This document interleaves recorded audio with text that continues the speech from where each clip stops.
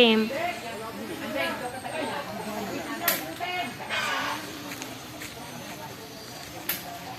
makita natin yung stability. Mainit. Kasi bababa ko na.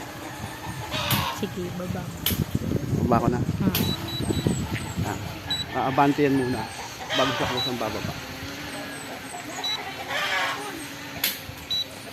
Maharap na yan.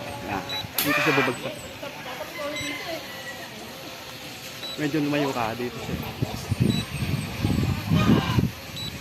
Dito ko siya nilapag, di ba? Dito siya bababa.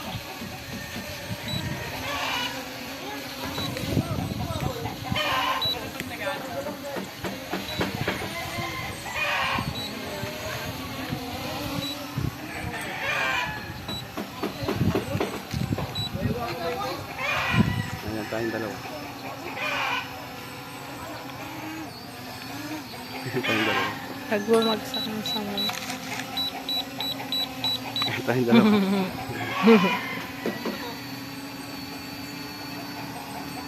Ganda ng stability niya, no? Okay naman.